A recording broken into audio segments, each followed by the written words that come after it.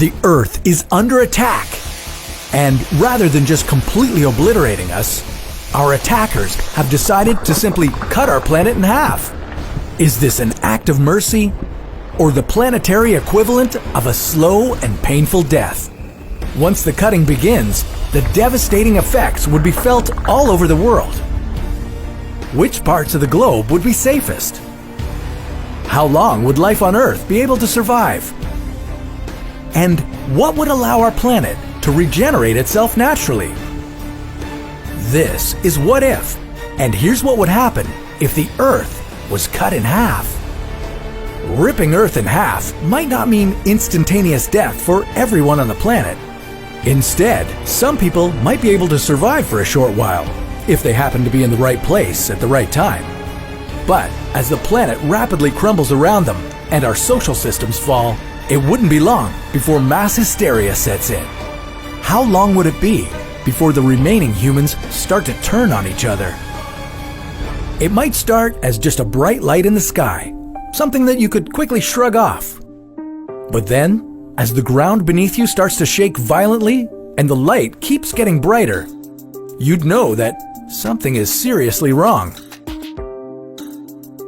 As the Earth is methodically sliced in half, its mantle and core would be exposed to the vacuum of space, causing massive earthquakes that would be felt everywhere on the planet. At this point, the death toll would already be in the millions. You've seen the kind of destruction that one powerful earthquake can cause. Now, imagine a bunch of them taking place at the exact same time. Those who are the furthest from the split would have the best chance of surviving the longest, at least from the initial earthquakes. Amidst all this chaos, people would be turning to their phones and social media for answers, but there would be none to be found. Frantic calls and texts would be attempted, but very few, if any, would make it through.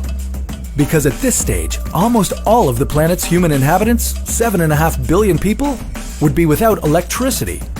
Power grids would fail as power stations sank into the ground. No power, no social media. With their survival on the line, people would start looking out only for themselves. In larger urban centers, being trampled would become a serious possibility as everyone scrambled for cover from falling buildings. At this point, Earth could start to split along the tectonic plates on both halves, with a barrage of natural and human-made materials being cast off into space.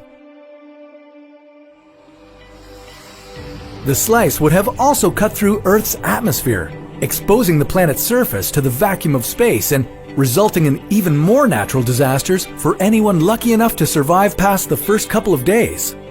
At this stage, the Earth might try and use gravity to help put a bandage on itself as the two halves begin to get pulled back towards one another. You'd think that this reunion would be good news for any remaining survivors, but things would just get worse. For a while, you'd be dodging the enormous chunks of matter that would be shooting back and forth between the two halves.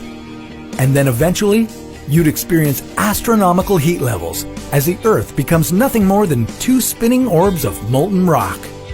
So yeah, your chances of survival aren't looking great. In fact, the whole human race would almost certainly be eliminated by this point.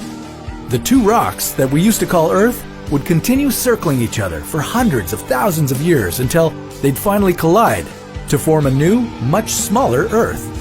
Over the years, it would cool down.